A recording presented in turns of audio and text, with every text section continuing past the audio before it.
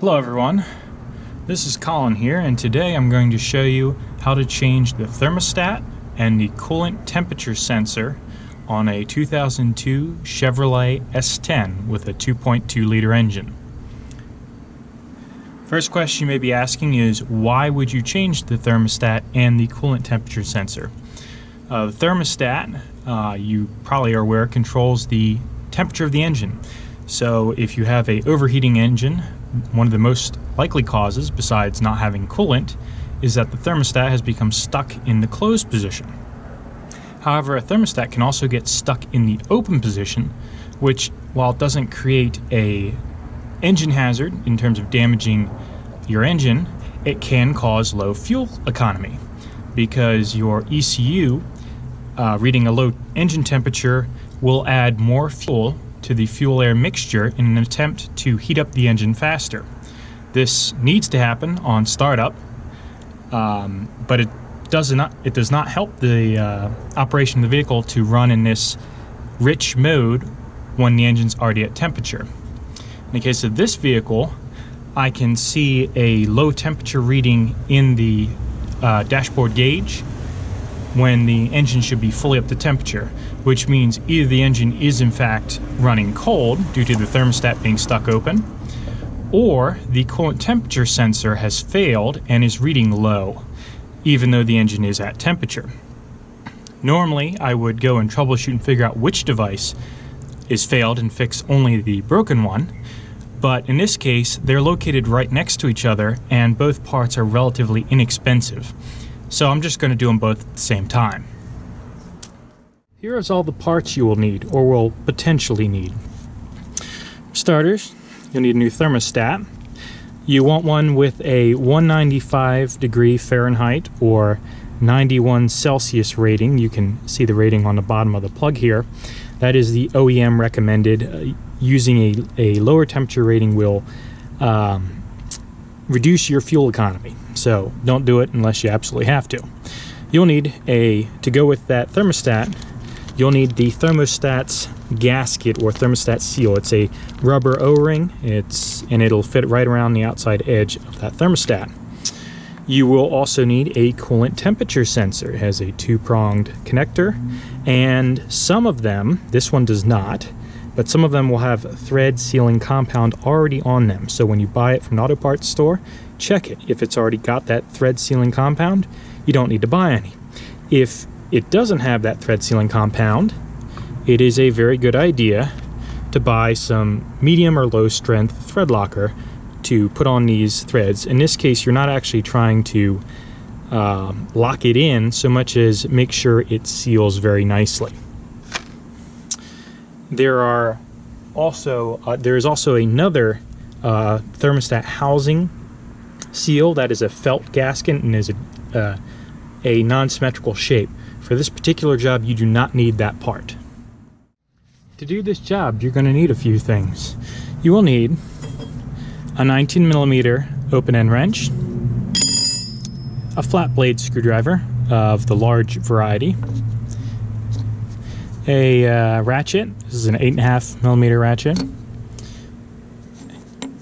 You will need a 10mm standard socket, a short socket if you will, and either a 10mm deep socket or an extension. In this video you will see me use a deep socket instead of the extension. If you need to open a new bottle of thread compound, as you saw me do in this video, you'll need a pair of snips or scissors to open it. You'll need a funnel, a roll of paper towels, replacement coolant, and a catch pan to catch the coolant that will spill out in the process of removing the old coolant temperature sensor and the thermostat. The thermostat and coolant temperature sensor are both located under the intake manifold right here. To get to them, you're going to have to remove the intake manifold.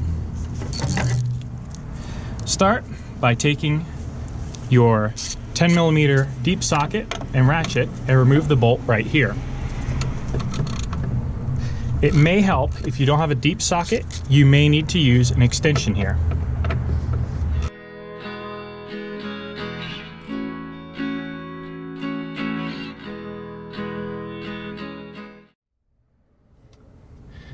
Next, you need to take your flat blade screwdriver and undo the hose clamps here and here so you can remove the intake manifold.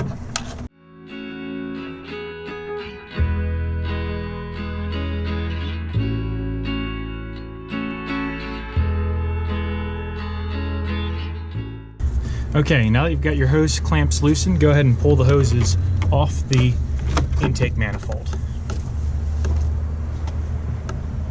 You will need to lift this hose off to get it out of the way.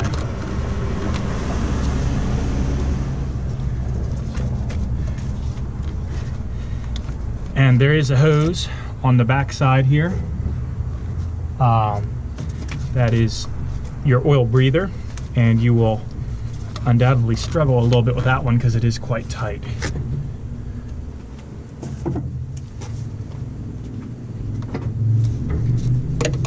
You might need to use your screwdriver to gently pry it off the airbox, but be careful that you don't tear the hose or crack the intake manifold's plastic nipple off.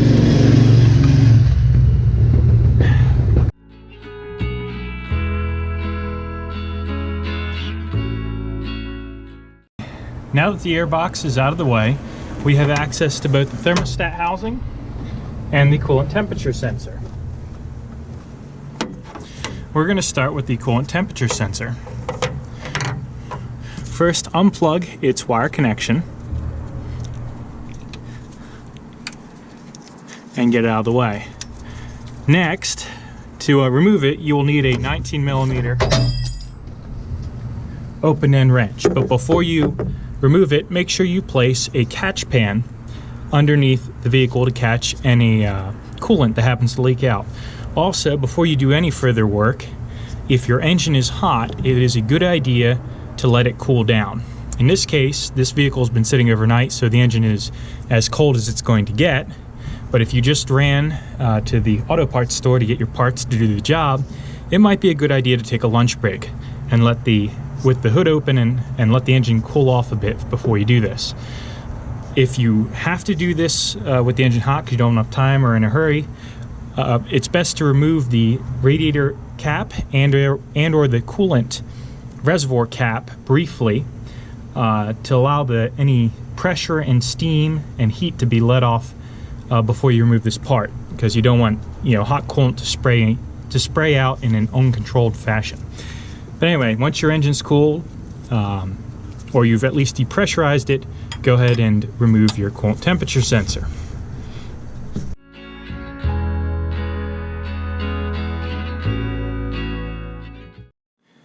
Next, we're going to remove the thermostat by opening up the thermostat housing.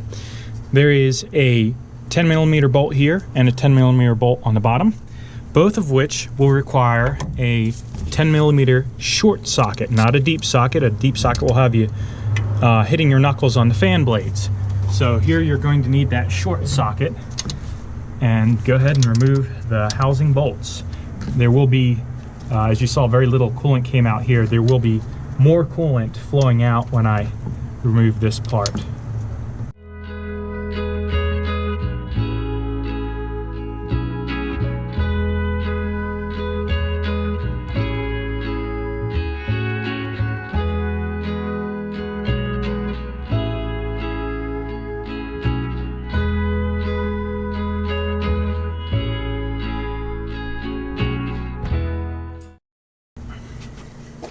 Now that you've got the housing bolts off, you can simply pull back on the housing and remove the thermostat. You may need a screwdriver to help lift it out.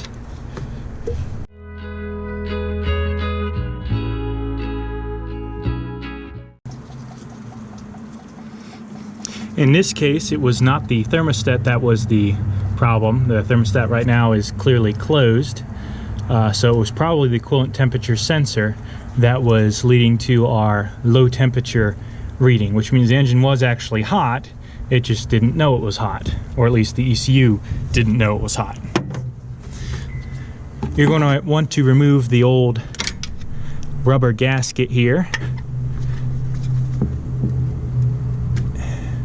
and replace that with your thermostat. Before you go and install your new thermostat and thermostat rubber O-ring, it's not a true gasket, go ahead and wipe down the mating surfaces of the housing assembly to make sure there's no grit, dirt, debris, or in the rare case, piece of rubber left behind from the old O-ring. Any of those things could prevent the new gasket from sealing properly and result in a coolant leak. Okay, now it's time to begin reassembly. Go ahead and take your new thermostat and your new thermostat gasket and go ahead and set your gasket around the outside edge of the thermostat.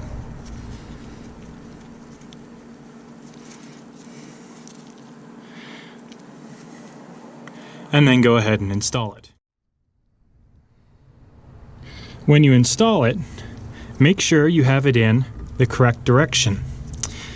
The engine side, which is down here, needs to be seeing the hot side of the thermostat. If you put it in backwards, it won't ever open and your engine will overheat.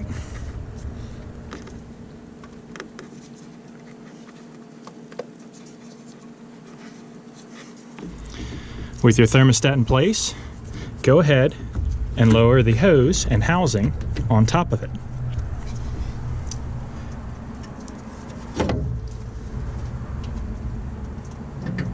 Now you can go ahead and reinstall those 10mm bolts.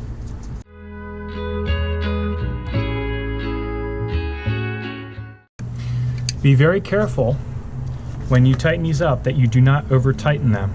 They are a stainless steel bolt or a grade 8 bolt in an aluminum housing, so it is very easy to over tighten this and strip out the housing.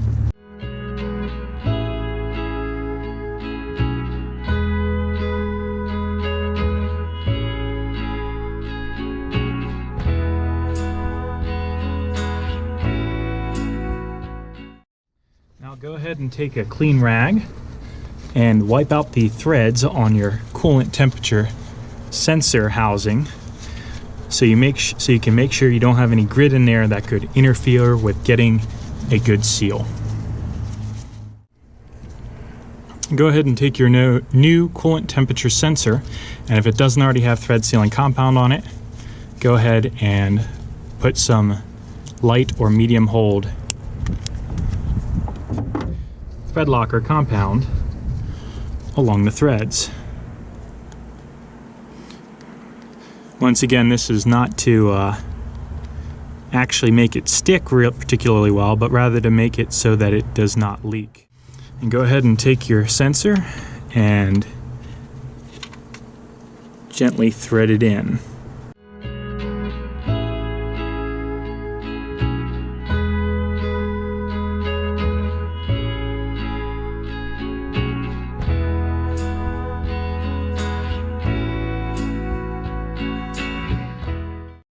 You can now plug in your sensor.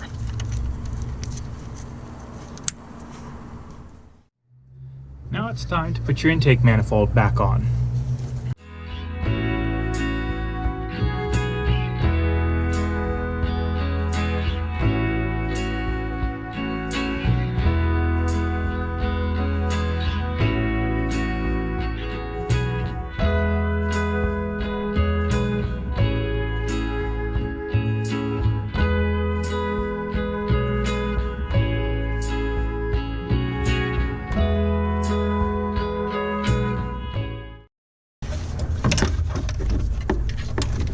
You may find it easier to remove the O-ring from the throttle body here and put it directly on the inlet manifold to ease with installation.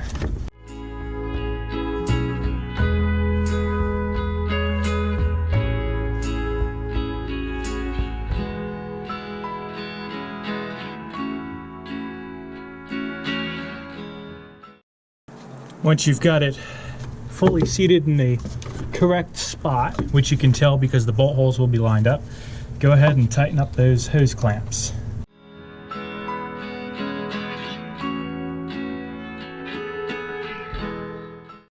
Once again, make sure that oil breather hose in the back here is fully seated and on, otherwise you'll have oil all over the engine.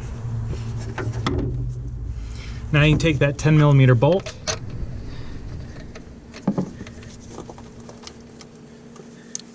with your deep socket, your deep 10mm socket, and reinstall.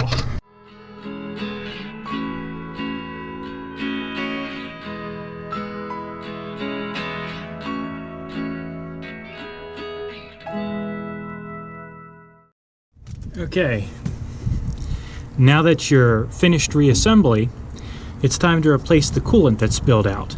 You can add that coolant back at the reservoir if you like, but it's actually better to add it at the radiator itself. That's because right now there's a big air gap in here from the coolant that flowed out when we removed the thermostat, and if you put the replacement coolant in the reservoir, it has to work its way through the engine before it gets here, whereas you can put it straight in the cap here and it will get where it's needed.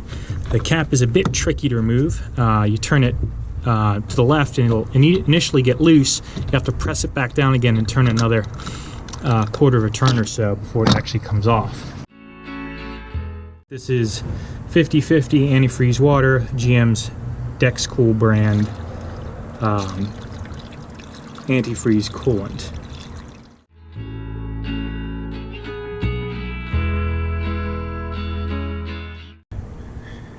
Now go ahead and top off, check the level of your coolant reservoir, and if necessary, go ahead and top it off a little bit.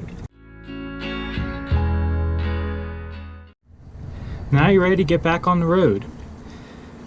Go ahead and take it for a short drive around the neighborhood with some spare coolant and antifreeze with you, pre-mixed and ready to go. You may see the temperature reading on the dashboard spike up really high. If this happens, pull over, carefully open your radiator cap or your reservoir cap and slowly relieve the pressure while wearing gloves so you don't burn yourself, and then refill with the extra coolant. It's entirely possible to get a bubble of air trapped in the cooling system, and when that happens, that's how you get that bubble of air worked out and coolant flushed in fully through the system. Make sure you don't overfill your coolant reservoir or it'll just overfill onto the ground and be wasted. Anyway, thanks for watching and good luck.